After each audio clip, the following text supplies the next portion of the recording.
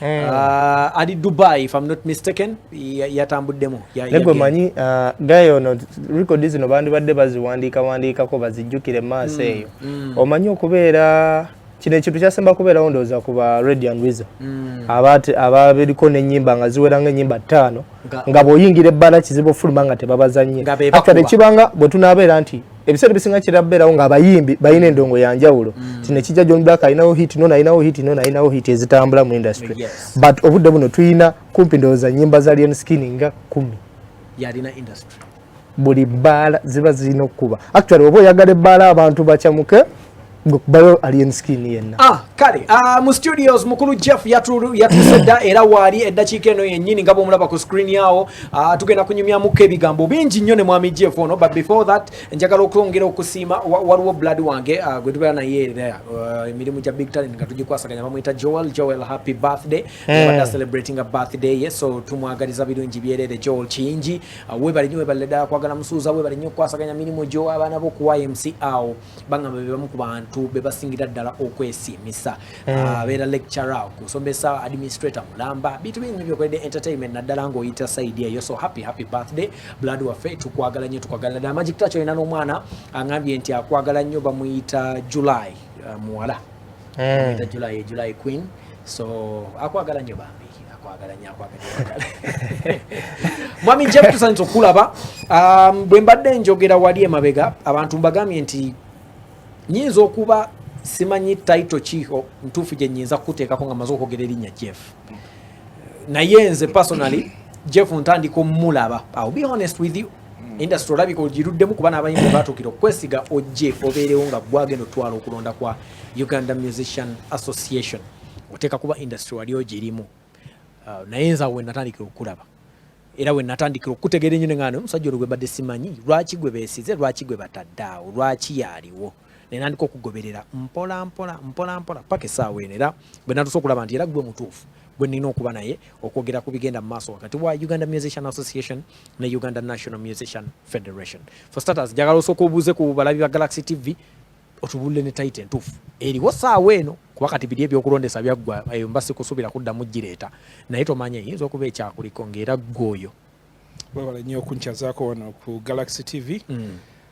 Manja gange nze Jeff Ekongot naye abasinga bampita just Jeff mu industry. Nga saawa zino nga nze programs director wa Uganda Musicians Association. At the same time nze mwogezi wa associations 13 eziri mugezaako okufederating ne side ya Kenzo nga mbadde mugira babwejja. Abatamanyi oba nga kugwa abadde tamanyi nze mbadde mu industry okumala emyaka ndooza nga 25 kati. Phase ya soka nali muyimbi era nali rapper ebiseera ebyo. Phase eyokubiri nendaba nga industry yaffe egenda ekula naye nga tetulina bantu abayimbi abali mabega eri okutegeera side ya engineering ya industry oba tugambe manje fumbiro nga buli omu ali mu ddiiro nendio kansala eddiiro nembeerako mu industry nga natandikira mu kitongole kye bayita Uganda Hip Hop Foundation okuva 2003 awo paka nga 2009. Yes, nembeerako ne mu MTV. MTV ndowooza kye kitongole kisingayo bunene mu bya music mu nsi yonna era ebiseera ebyo contract yange yavanga London paka MTV we yafuna office one in South Africa. Nenkola nabo era nenkolako ne British Council nga promotinga arts in general nga kuli music kwe kuli film kwe kuli comedy era ba comedian bangi bayitako mikono gyange kumala ebbanga.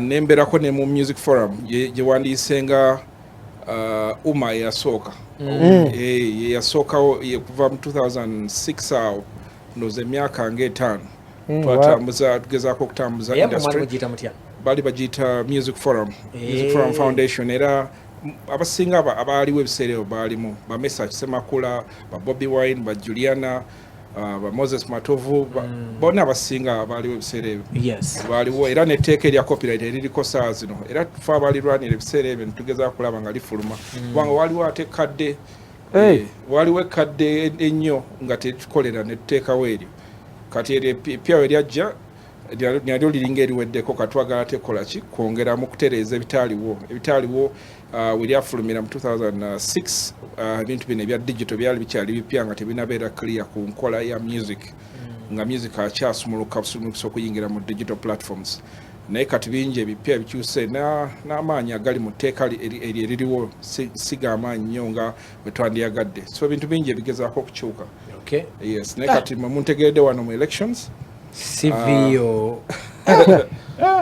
ebyaddala gwe wali omutuufu ekyo kati saagala kibuusabuusa omukulu ono yali omutuufu era ow'okubeerawo kakati obululu obwo bwewalimu obwali bukuleese bwe baali bakuwadde ekifo bwamaani butabaawo olw'emitawaana egyaliwo ku bintu ebimu bye mwali mugezaako okutereeza ne mutugaa nti bano abaliwo kabagira batuulawo for a very short period of time maybe we could say paka essaawa eno be bakyalimu lwaki kikyaliwo ekityo ebintu bya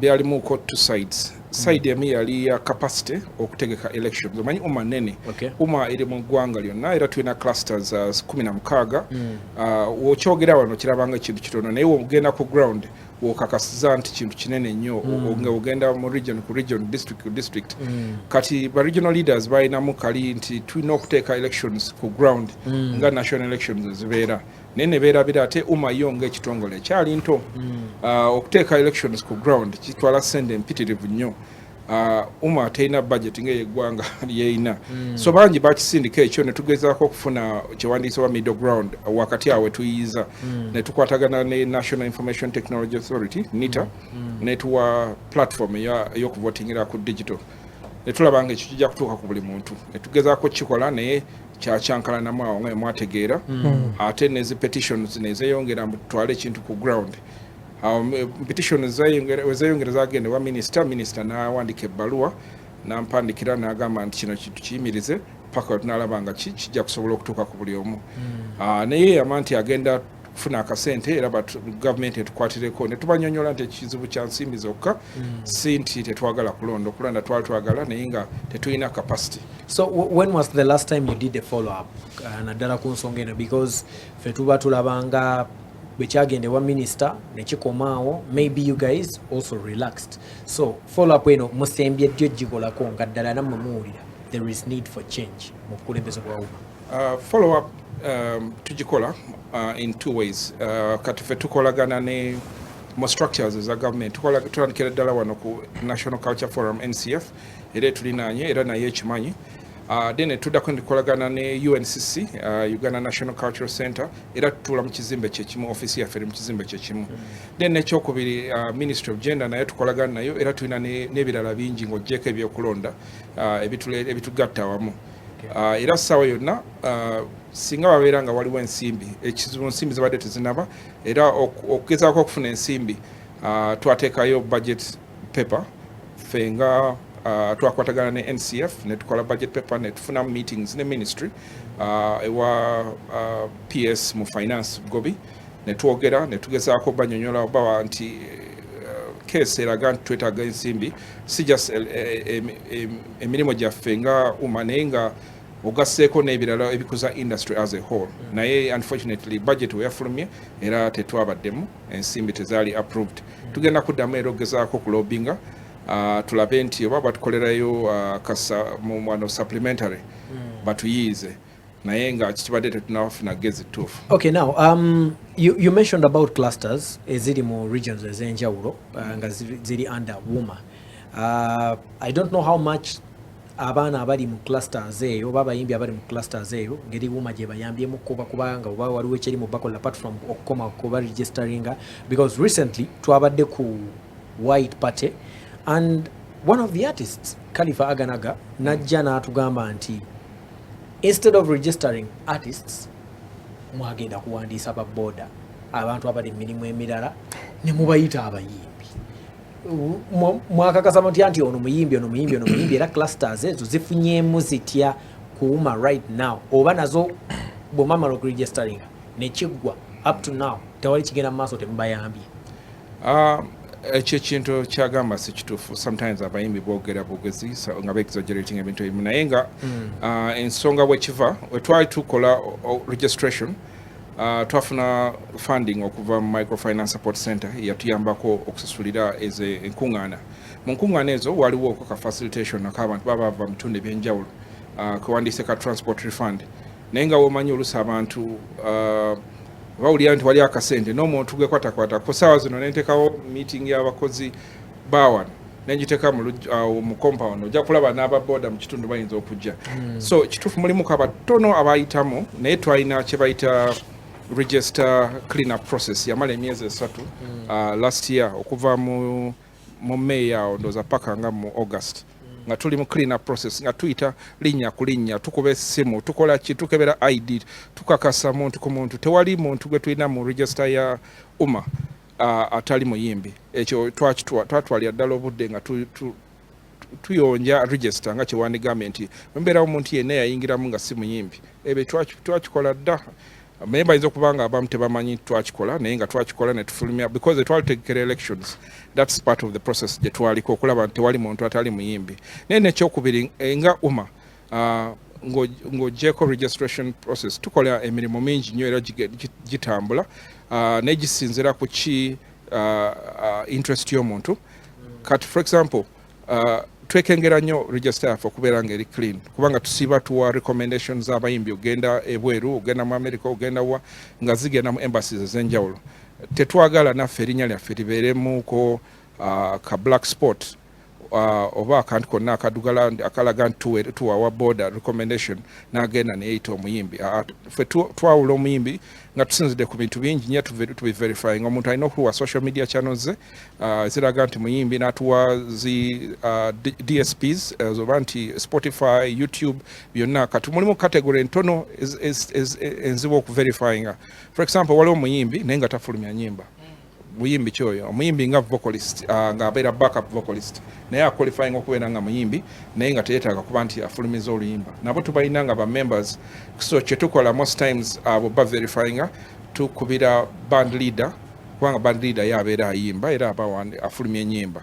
So ba band leader betukubira naye nekyokubiri tusaba n'ebifaananyi netukakasa nga oyimba oli ku stage netulaba ddala nti oli backup vocalist era band leader wo akakasiza nti oli mu group eyo naye era olina tulaga ebifaananyi omukakafu ng'oli oyimba mu bifo ebyenjawulo awo ne tulyoka tukakasa nti oli muyimbi naye tetulina muntu wa boda alina ku register ya umma. Okay, mulinayo ko vice president ku umma ani vice president waawo? So ekyo kibuuzo kiri interesting nnyo wotandikira ddala mu myezi ebiri gibaddewo wabaddewo changes ezitandise okuhappeninga nga nkiddamu situation eri bweti. Mukulu Kenzo twatuula mu nsonga za federation kandoza tuziyingire nazo. Mu nsonga za federation yakola confusion y'amaanyi nnyo naye Kenzo si mupya mukola confusion gye yakola twamugamba nti federation erina kubeera nti si mupya mukimanyi mu confusion gye yatandikirako tufokasinge ku federation naye nja kuwa example. Njagala nti statement bw'oginkolera bw'oti nja gidefending era nja giqualifying. Twamugamba nti federation ebeera mu associations si bayimbi bakinoomu. Bayimbi bakinoomu babeera mu associations naye buli we yayogera ku nsonga ya federation ng'aleeta bayimbi era mwawulira ng'ayita bayimbi individuals twali tumusuubira ayite associations zo associations ziyite abayimbi baazo. Okitegeera so si ye kuyita bayimbi directly ayite wabanga agala federation ayite associations ezo ziyite abayimbi. Waliwo abayimbi nga tebaliimu mu association buli wayitanga abayimbi okwogera ku federation ng'ayogera ku bayimbi individually ne tugezaako omujjukiza naye nga tawulira entegera ye y'ebintu bino like ekyukamu ku yaffe naye era entegera y'okukyukamu bibadde bijja mu biraba kali bwe kati waliwo gundi ezimu ez'enjawulo nga ewooza ise clusters. Yes. Mu federation I understand nti era waliyo eziringira clusters bwezityo oba baziyita subs oba baziyita batya where these artists belong to. For example abeeruweero ku David Lutala ali ku federation that's where he belongs. Aba Kawempe aba Wakiso baani ba Fik Fameka they belong there. Aba B2C baani bonna nti era bashiba bonna bayina ez'enjawulo mwe bagwa ezijja eno ne zifederatinga eziri mu bibiina ebyo ebyenjawulo bye bawandiisa ne bateeka eno. So ndowooza ekyokubeera n'abayimbi awamu okubeera ku committee ya federation nga bw'ogamba nti yabayita obukulembeze obubeerewo balonde but then they belong to those subs eziri eyo nga gweza wayise clusters ezamu simanyi obekyo obadde okimanyi ekyo nkimanyi naye Yes. obuzibu bwekiina bwe buno nsobola okutegeka enkola zenjagala zonna mengamba oba mbayite subregion oba mbayite ki naye ebintu bino biina gye bitandikira olina okutegeera music industry bweri structured globally si kubanga tufe tetuli unique wano nga uganda fe tugezaako okuzimba music industry ya uganda as a whole obanga mu kitole tugezeeko ate oginterfacinga ne music ya industry eri international eri mu international music industry ebino ebyokuba nti nva ku kyalo kiri oba nva Makindi oba nva Lira oba nva tebibakwatako nnyo tebagala bimanya ebyo bagala kumanya oli muyimbi oli producer because music industry is a business era ekigambo industry kitegeeza business side of the music industry so fetuli mu structuring music industry ku level interfacing an international music industry so nga tulaba bino ebyokufocusinga nnyo ku region ku gundi bituyambako wano nga just tutuukirira abayimbi abatali okuba mu batuukirira naye mu kujoganizinga clusters zibadde zimala okukola omulimu ogwo naye kati bino ebyokukola bwa station obungi buno bwagezaako okukola byakutematema kiringa omuntu wekisavinga ekifi ky'ennyama n'ocomplaininga naye nga ennyama ntono n'ogamba tofaayo n'ozaayo ekifi n'okitemamu ebifi bina n'okikomyawo n'ogamba kati ebifi biweze obeera obuzaabuza oba ogezaako okusirwaza omuntu so industry kyeyeetaaga is kibayita music value chain bye bitundutundu ebyenjawulo ebikwata industry ngaba okusembeza aba producer okusembeza aba songwriters okusembeza aba publisher okusembeza abantu abenjawulo tutegeere engeri esobola okukwatiramu industry yaffe tugisitula omulundi naye about that nalabako MC Cuts nga y'omu ku bakiikiridde ba MCs nendaba ne DJ Nimrod nali naye nga bamukubidde essimu wano nga babaagala bagendeyo ba songwriters gye bali Atin Pro omu ku ba producers nga naye agamba baali bamuyiseeko era in fact olumu ku nnyimba zagenda okufulumya zifulumizeeyo bwe yasangayo abayimbi abamu so ndowooza nti nabo boyogerako nabo baali maybe invited era bagendayoko. There is a difference between okukubira nga kyali wange oba muntu gwemanyi n'okukubira mu kiti kyo nga sector oba subsector oba subdomain fe tumunyonyola structures ate n'ekyo kikola twamala muteekako nnyo pressure nga tumujjukiza buli ssaawa nti guy dda ku mulamwa gwe tuliko ogw'okuzimba industry otandika okukola ki okusembeza ebitundutundu bya industry naye nga ekyo n'agamba okay olwekyo nono naye gundi mulese nono naye nga takikoze mu bujjuvu bwakyo nga bwe kirina okubeera oba kitegeera there's a difference ng'okola kutuusa mukolo n'okukola nga kyoplanings okukola oba ng'okkiriza nti eno yiplaani yentuufu. Alright, kale tulina mwami Jeff gwe tunyumya naye olunaku olwaleero short commercial break when we return tukyagenda kati okuyingira ddala bulungi nnyo mu nsonga za federation katwetolemuko katono nnyo tudde twongere okwogera ebigambo byaffe olwaleero okyatulaba gyonna gy'osinziira okutulaba tuli ku Flexx eno Galaxy TV olunaku olwaleero tulina Jeff gwe tunyumyamuko naye naddala ku bigenda maaso mu industry kubiriwo embozi wakati wa Uganda National Musician Federation kwoteeka ne Uganda Musician Association. Now mukuru Jeff wetugedde mukumbulamu obadde oyina kyotuwadde ngero bituwadde as we speak right now Uganda National Musician Federation wali wabadde ompa introduction wabadde ngamba ku Federal Association ezimu zokulembera Kenzo ze yeetaaga mu federation ye as we speak federation yamaze okuwandiisibwa era ne certificate twagirabye n'obubaka bwa linkinze okuva mu forum emu gye balimu nga congratulating banne olwa fight egyo babadde bataddewo okulaba nga federation eno ewandiisibwa. What's your take on that? Kuba kati saawa eno ekintu kiraga kiri official okutandika okulwanirira copyright law kigenda n'ebintu ebirala bigenda tandika officially.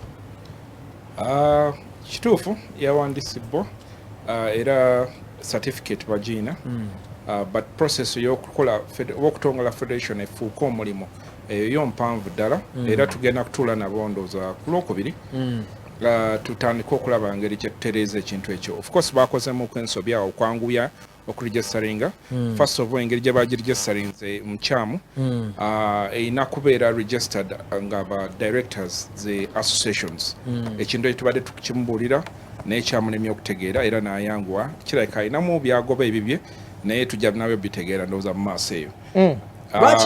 Lwaki ekintu kino mukitunuuza nnyo ku Kenzo ng'omuntu ate nga ye alina federation eriko ne committee alina n'abayimbi abamugoberera kubanga ebintu by'obukulembeze bwe bityo bitambula batunuulira muntu omukulembeze yatwala obuvunanyizibwa obw'ensobi ya tiimu ye bonna bakola nabo so wane okikkiriza ekyokuba ti federation yawamaze okuwandiisibwa wabula kati mulina bye mugenda otereeza mu kubeera nga wadde eri official right now kati for example federation wemala okuwandiisibwa erina okubeera ne constitution oba memats memorandum and articles of association zino tezinaba nakuteekebwayo mu URSB kubanga zibadde tezinakolebwa so tugenda kutuula nabo tulabe oba tusobola okukkaanya bwe tuba tukkanyiza tuddemu tuziwandiike tulyoke tuziteekeyo zigenda okuba nga zisalawo engeri gye tuddukanya federation eyo bwe tuba tetukkanyiza nga tulaba ekiddako okay now we feel ekintu federation ne bye bazze batugamba byonna ne bye tuzze tuwulira biraga nti maybe wuma bwe yali badde ebikola n'aba federation singa babadde balina gye bali byali badde bintu birungi ng'era byonna tulaba bali ku mulamwa buli muyimbi yenna kintu kye yali badde yeetaaga okwongera okutegeera nti nga creative afuna 1.8 ate nga yasinga okuyiiya kati twagala okulaba nga ayongera okufuna ku percentage akawera okwongera okulaba nga copyright law ekola okwongera okulaba nga zino sites endala zonna royalties z'omuyimbi media n'ebirala byonna bikola but at the end of the day ate ne tuulaba nga nte wuma gye twalabye nti nayo kino ekyetaaga instead of joining the cause ate ne wabeerawo kubanga waliwo okubagana yo wuma ejje egamba federation esintuufu federation egamba okay wadde siri mutuufu naye nina omulamwa lwaki instead of fighting mwene mubeero nga mugamba nti bye mukola si bituufu dedededede why don't you guys just get together ne tuleeta kiri ekya two heads are better than one ne muba n'omulamwa ku kintu ne kitambula omulundi gumu ne kiyitawo ekisooka kakuterezeemu Kenzo yali mu kujoininga the cause okukwata ekigambo cause tukitemetememu cause for example copyright yes copyright fe abatandika omulimu nga era tuwagira Hildaman okuba yalinnya mu parliament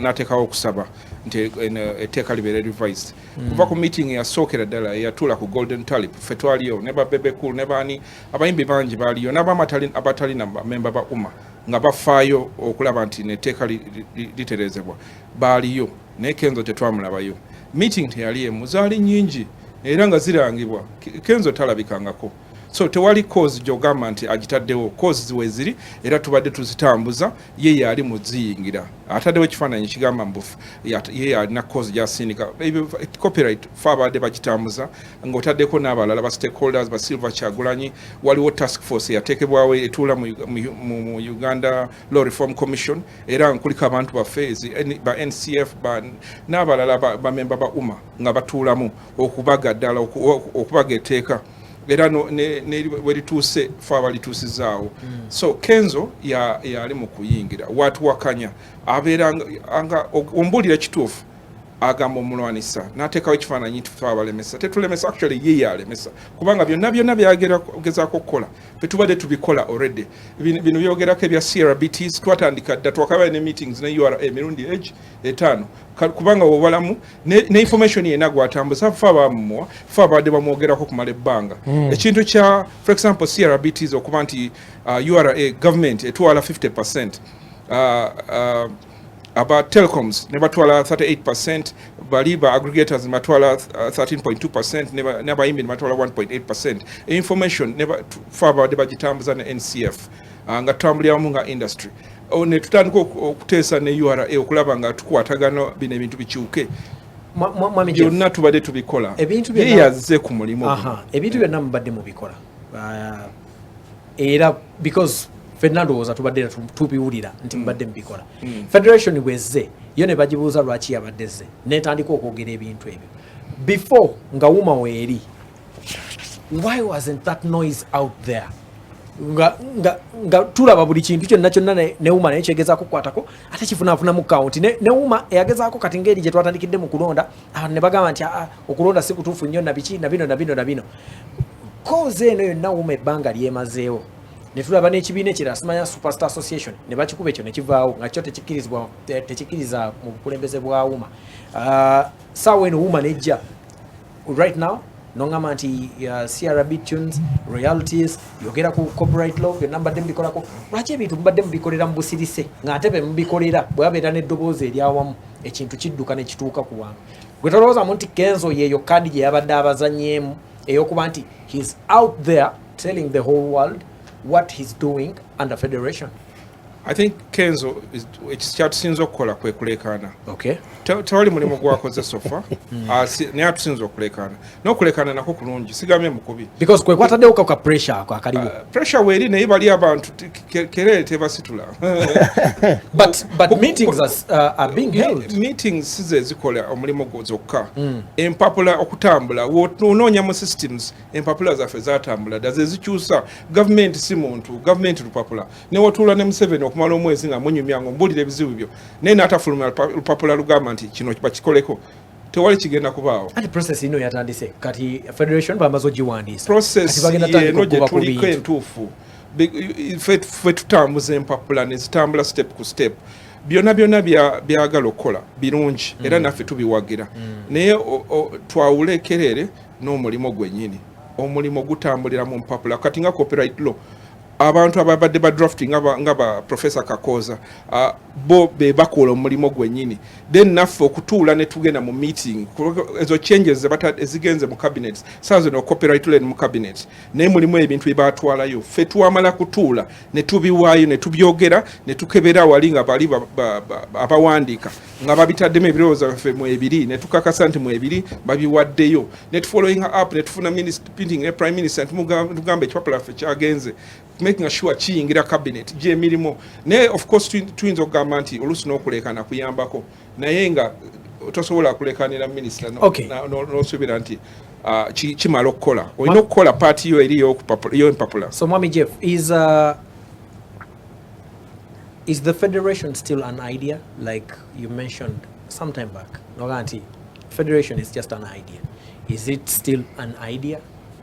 Of course now emazoko ofuna registration so efunye legal status so tekyali idea eri etandisa process y'okufuuka ekintu naye process y'okufuuka ekintu si certificate tamala kiringanga wona gula ettaka ne bakuwa ekyapa oba ozimba ennyumba oba tonnaba oba ofunye ekyapa ky'ettaka n'olina okusima ebinnya ne bateeka n'ogula amayinja n'ogula amataffaali n'ogula omusenyu ebyo bye tuddako kati gwe mulimo. Are you the two bodies, are you now working together oba temunaba kukkiriza kwegatta Uganda Musician Association tenaba kukkiriza kwegatta ku Uganda National Musician Federation? Tenaba kwegattako. Lwaki tenaba? Twafunamu meetings eziweraawo era tugenda kutuula ne mu week ejja naye nga buli tubanga abalina ebituuse ate tiimu ya Kenzo ine engeri gye kyusaamu ebintu ne biva ku mulamwa ku luli twali tusemberedde ddala okukimaliriza nga tusigadde step yagamba okay associations 13 zirina n'abakulembeze baayo zaagala zibeere mu committees zibeere mu bukulembeze bwa federation kati tubataddewa tuba tutandika okyogerako mukulu Kenzo n'agamba ngenda baayo ebifo bibiri oba temwagala ngenda bagoba bintu netulabanga bintu bya kutyobola kitiibwa kyaffe nga tebisobola ate tebizimba nga byonoonye byenteesa yonna gye tubale naye yedde bino bye tubadde tuwulira ebya power sharing from the horse's mouth ku side yo si bituufu ebyokuba nti during that meeting somewhere somehow you had discussed and asked for some positions ku Uganda National Musician Federation, because that's what the federation tells us. Nti abauma, they are ready to join us, but on one condition, bagala tufune ebifo wetu yinza okubateeka. Era bone bamane babagamane. We have some artists already from UMA that are already having positions ku Uganda National Musician Federation. Okutereeza ekyo tusooke tumanye nti federation tewali nanyiniyo ng'omuntu. Federation nanyiniyo ye associations. Yes. Zezigiteekawo ye fe associations. Actually Kenzo paka ku lunaku olwo yayita n'aleeta associations zonna. Yazeeta ku lunaku olwo twatandika okuteesa n'agamba ninayo zendeese n'aleeta certificates nga tetunaba nadde ozikakasa nadde oziverifying. So wetugamba nti be bananyini associations baagala balabe nti mu structure bayingidde batya mu structure byebifo byogamba kwe kumanya nti nze ngenda kola guliwa gogenda kola guliwa waliwo interim yalondebwa naye yalondebwa mu bukyamu kubanga association zaali tezinatuula mu federation so ebyo bye twetaaga okutereezaamu ne tumanya okay ani agenda okukola oguliwa. So the interim committee you believe nti ba members abalina okuba ku committee ya federation they have to be members belonging to different associations. Yes. Not the artists abaliko right now. Sibe balina kuba as tebava mu association. Neba artists abaliko right now it's very okay babere mu bukulembeze bwa federation naye bogere association gye bavaamu era association eyo n'okubanga ye batumye tebasobola kwetumanga nga kino mnogamba nze nvuddeyo kati ndi mu federation federation bananyini federation associations wegenda mu association yo gambe njagala kukiikirira association yange mu federation then federation ekuweeye erinnya lyo era bakuteeke mu kifo era kyetuteesaako. So Mami Jeff, in case we wake up in the morning federation nebange ekulabye nti you're a very smart guy era ebintu byo bikoze nga tobuusibwamu but they really now need you on their committee, would you still be speaking the same language? No, if the federation is organized mu nkola entuufu ezimba music industry as a whole si kuzimbako kakuni k'abantu bakangambe nti abantu nga oba asatu abeegasi abalina kye bagoba ekyabo ngikolera sirina buzibu because nze kyandeeta kuzimba music industry tulayenga music industry yaffe ekola nze music industry eriwo saawa zino mbaddewo ng'etandika wano nze ne Nigerian music nze yamuleeta wano nga nkyakola ne MTV twateesa nga ba consultants ba MTV across Africa ne tugamba naye lwaki music waffe akuba buli nsi ekuba byayo lwaki tetukwataganamuko ne bagamba kiri okay ne tulisanganya music ne bampowa ne muteeka wano nate natunyumira so ne music industry ya Uganda esobola okuyingira neeyisa ne tubeera n'abayimbi bangi nga basinga ne ba Burna Boy because talent weeri wano mpitirivu nnyo naye tulina okulowooza nga industry tulina okuva mu kirowoozo ky'okulowooza nga just musician omu nga singa nga omuntu just ayimba obuyimbi tulina okulowooza nga industry kubanga ebintu bitambulira wamu nebeera basasula tebasasula omu ziri platforms DSPs nga Spotify Apple Music biki ezibasasula bagala kumanya producer yaliwa nga bamutemera ani yayimbye nga bamutemera ani yawandiise nga bamutemera so byonna bitambulira mu sente zo zitambulira kuzange so wenkuleka mbera nkola nsobi. Okay, Mwami Jeff, nga Kenzo on many occasions nga president wa Uganda National Musician Federation bwetubadde abantu abamu bebadde boogera naye nga bamubuuza nti omuntu ono wayogerako naye ng'agamba ye namukubira ono wayogerako naye nti awo bwe mbadde sinaba no statement yali badde etya bwe mubuuza nti Jeff wamukubirako has he ever called you?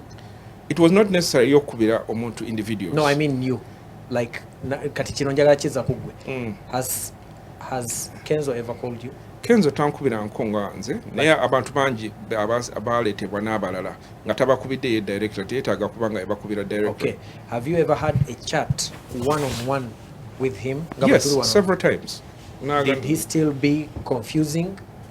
Oh yes, twakogera mirundi mingi one-on-one ne different teams including Nebashiba. No, I really want you and him because nze kati bwe nyumya wano naawe ndabira ddala nga tosobola mugamba bino bintu nasigala nga ali ku ttaka. Actually nze abasinga bamanyi ebigambo byange biri consistent whether in private or in public or ku radio it's the same thing.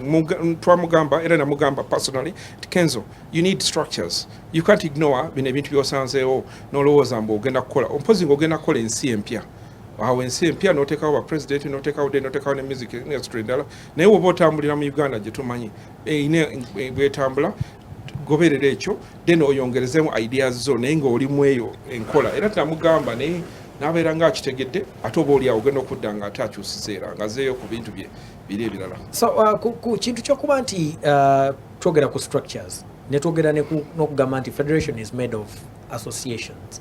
He has associations already. Don't you believe in them? Kuzina ezizo z'ogambye 13 z'okulembera tezirimu ayinayo endala ezize. For starters yatandika okufederating nga talina na association name era ne yeeyama n'agamba nze ngenda kuyingira UMA. So he's been going against his word every step. Buli wayitawo time ogenda kulaba nga ayiza kapya naye association yaziteekawo because ayina agenda gy'agoba naye tetunagitegeera bulungi naye yaziteekawo omwana tasobola kuzaala muzadde ekyo wakirabawa yateekawo federation n'alyoka azaala association. So na bino byonna si bwe kikola federation byeyogera you feel si bituufu just balina mission yaabo wadde nga olinga agamba nti beekwese mu bituufu bye balina okukola okuyisaawo ebyabo okyogedde nga bwe kiri kubanga omuntu ayogera ebituufu naye newaba akola ate n'akola birala n'ayogera copyright naye newakola mubuuze yalatuddeko mu copyright waawe wetudde saawa zino copyright etudde mu bifo bya njawulo etudde mu task force waliwo task force tamanyi n'abantu bagiriko abatambuza copyright abaleeta ebirowoozo okubaga ebintu ebyenjawulo bigenda okukyuka taba meeting anko that's one ekyokubiri Uganda Law Reform Commission yajja yabayita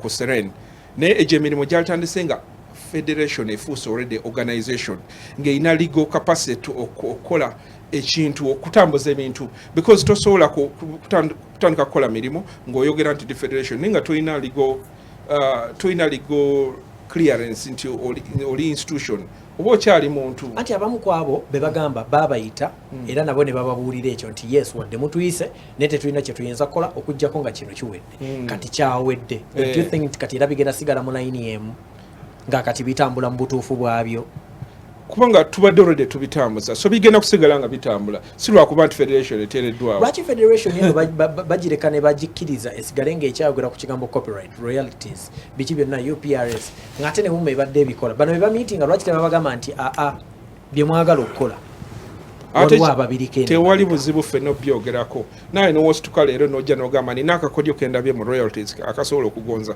tukongerezaako awo saawa eyo era naffe tetulina buzibu yo byogerako naye abyogere ng'abitegeeza mu butuufu byabo ng'era abikola anti kati the point is nga bwe twagambye nti tubigobako tubireeta byonna twagala tubifune owa federation najja naye ate ye ne tumulaba ng'alinga agoba ku bintu naye ng'abigobako mu bukyamu uma ebaddewo ng'egoba bali abantu bali mwenna gye mugenda aba URA aba UPRS lwaki bo tebannaba kuvaayo kugamba nti federation temutusumbuwa bannange tulina bano betumaliriza nabo mwe musooke mulindeko because bw'osimba layini y'emmere mwami Jeff ababeera ku mikolo eyo gye tulya ku mikolo mwe temulya ku mikolo ffe tugiryako bw'ogenda bw'oti babagambirawo nti tusooka eri high table mwaba tenti eno bagenda kujja babanone ba asha bate batu eranze kati nako zino ngenda nange nfuna mu kasente kyagala kulya ku mikolo bampisa bubi so batuteeke eno bwe bati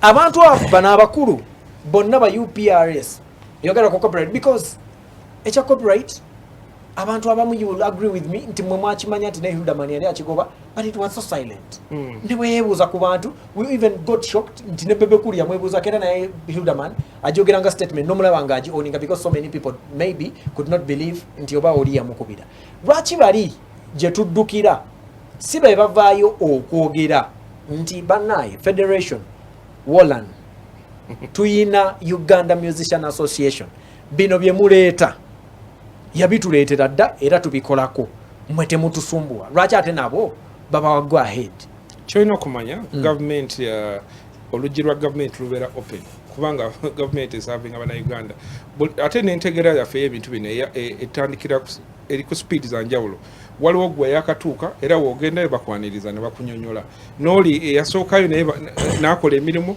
naye bamwaniriza so ono wajja bamunyonyola tutuuse wano kubanga kati saawa zino Kenzo ne waba alina kyayagala okukola actually step ennene esinga esooka yawedde step esooka ey'okukola ze bayita principles oba ennono kwe tugenda okutambulira kwe tugenda okusinzira okubaga ebigenda okubeera mu tteeka eyo step yaggwa kati ne wajja nga alina by'ateesa ku nnono ezikyusa kumpi ali late so naye waagendayo bali mumnyonnyola so oluggi lugule luli permanently open teluliko buzibu era tebayinza kugoba muntu mugwe wala ndi kibi as we wind up would you join the Uganda National Musician Federation if they ask you to join them in line with giving you a position to help them? Would you join them? Not as an individual. I would join them as part of my association, JNDMO, which is what we've been pushing for from the word go, because truly interested in developing the industry. You want the federation to let Uganda Musician Association join them, combine forces, and work towards the right things? And the other associations that tutambula nazo tetambula yokka waliwo associations endala ezaba producer waliwo aba songwriter, waliwo aba DJ, waliwo aba publisher, waliwo aba managers, bonna tutambula nabo. Era we bagamba nti olugi balugudde tukolagane nga tuyingira nga tutandika okukola emirimu gya industry. So esaawa era nga nyingi ndeeta obwongo bwange nga tugatta nga tukola. Ekitegeeza esaawa eno they've just not invited you. They don't actually bakola ebyabwe when they've not asked you guys to join them. Thank you. Bagezaako kukola ebyabwe nga bagezaako kulaga nti ffe tebatwetaaga. That's been the problem. Naye kino tekiriiko omanyi oba okola ozimba account ko ku litaka lya jjajjaawo sikulinaako buzibu.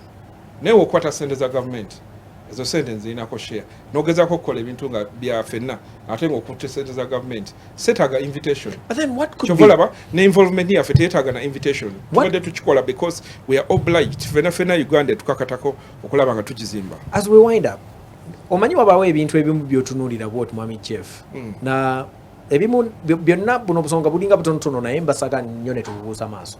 Waliwo ekintu ekimu ky'otunuulira n'oga Wuma eyina abayimbi. One of the artists gwe twalina wano yali Viper. Yes, yali Viper Rankings. Yajja n'atugamba nti okugenda mu federation yasooka kubira president we Cindy era namwa go ahead namugamba lumba olabe. As we speak ng'oggyeko omuntu atakkiriza mu federation nga takkiriza na muwuma betulaba naye it is you abali mu positions waggulu, a case in point nti Big Eye Treasurer, President Cindy, yogera ku Jeff, you people up there mwe muvuddeyo okwogera, the artists under your association eya Wuma are silent. Mwakiteekawo nti bo tebalina kwogera, mwe muyina obbogerera oba temuyina bayimbi mwe mwekka mwe mwasigala mu kibiina? Kibuzo kirungi. Abayimbi baffe balina discipline. Tulina abayimbi bangi nnyo all over the country. Tulina database lwakuba obudde tebumala wali badde ogiraba nako tusobola okublastinga saa zino message mu bayimbi 14 ne tubagamba ekyokukola naye tetwagala buviyo. Abantu bangi tubakiikirira abantu bangi bagamba music industry tuli disorganized twakowa ekintu ekyo so tetwagala gezaako kulabika nga abali disorganized so tubakiikirira etwala eddoboozi lyabwe. Mentioning names, Lord Beatem, Hanson Baliruno. Yes, I will mention those two. Kubena kuzino Fina sikyamulaba simanyi oba yadda mu Wuma oba yava mu ggwanga. Fina ali mu Wuma. Eri yamala n'avaayo. Senti yavaayo tatavaangayo yagendayo nga era memba wa Wuma. Wetandika okulaba nti biri bitandise ate okukyuka n'adda step mabega agezeeko okufocusing. So these other artists abaliyo nga balina positions ku Uganda National Musician Federation, what's your take on them? Because they belong here, they also have positions in ewamwe. At the same time, they're having positions ku Uganda National Musician Federation. For starters, wabanga bagendayo because bagala kuzimba industry mbawagira. Naye babagenda because baba kubakama waliwo akasente akajja biki nze ndowooza they've been misled. Ekyo kintu kikyamu bafocusing kuzimba industry. Tereza industry tujja kukola ffenna ssente nga tezisinzire whether Kenzo yasituwadde oba government yasituwadde. Music industry ina ssente mpitirivu nnyo just waliwo obujji obwesibye kubanga mu industries ez'enjawulo mu Nigeria music industry contributes third to the GDP. So it can happen. In fact, no one we are doing it lwakuba tekiri credited to the music industry. I've been telling people that biggest taxpayers are contributing ku musolo of the top 10, 5 of those by made the music industry. Ngotandikidde ku telecoms, ng'ojjawo data ekitamuza data ye content gwe tuli ku TikTok music videos biki ozaako bano aba breweries osobola okutunda omwenge ng'oggyeko music mu bbaala. Kale ebigambo bya Mwami Jeff tebisobola kuggwayo kuba bibeera bingi nnyo. Ensonga za Uganda National Musician Federation ne Wuma nazo zikyali nnyingi. Twagala beerekereza oli ku climax bw'ova ku climax yancha program gyeyogerako anti osookawo tutandikira Mulungu Munyonyo Vanlui then climax. Climax era ibeera ku climax. Climax yebanga climax. Monday Madness okuba saameka? Monday Madness andowooza tennaba kufuluma line now. Okay. Ne by tomorrow tujja batulabye buli omu. Wow. Thank you so much Alan Senior. Webale nnyo mukulu Alan Senior obugoye bwotuwadde tunyumye nnyo ne DJ Magic Touch wansaawo emakindi osobola omusangawo. Magic Touch ono mukulu Nelly Baba atero mukwata mu Kokaviri yo last remarks sebo nja kusaba abantu bawe era basuubize nti we nakwetaaga producer wange nakubira akasimu nga akwetaaze. yakujja ebigambo tubyogere nga leero bwe tutadde tutandise bampera ebigambo ebisembayo abalayi bagala ebigambo ebisembayo omuntu yenna ali interested mu kuzimba music industry ya Uganda tugitwale ku ntiko jangu tukole tofaayo oba federation oba umma naye obanga oli interested the siri mu umma because ndi umma ndi mu umma because it's the nearest generalaba so obanga olina kyosobola okwongera kutafaalira music industry jangu ntukiriye ng'omuntu oba tukira omuntu yenna ali mu federation oba mu umma it doesn't really matter bino biri short term wanaita owners of music mukaaga tujja kwata tukyayogera ku federation oba umma tuba twogera ku industry kale tweyanziza nnyo ye mwami Jeff kwe tusobodde obeera naye tukoze ne Aaron wano ku kamera Godra abaddewo Aksam ku sound mu control room eri waliyo birthday boy olunaku olwenca mukulu Shama so golu lyaffe kuba Monday Madness tukutereka abantu tebabaawo Tuesday awo ne Wednesday tuyinza olaba ekikulu nza amagezi nga muwera wana jengoye zibeerewo azitereke bengoye natambula n'engoye weeks 2 mesajja nazo retwakolako so naye tumanya tuyinza omutereka so bwetyo ne producer wa Felilian tubadde naye sigala ngokyala Galaxy TV kasinema kajjaawo maasi eri waliyo program ya fashion ya Shibra egena kujja zina lifestyle eri gwe wenne ya missinga white party olunaku olwaleero ogenda bba ogiraba sigala ngokyatwala Galaxy TV nza for times ne DJ Magic Touch bless up.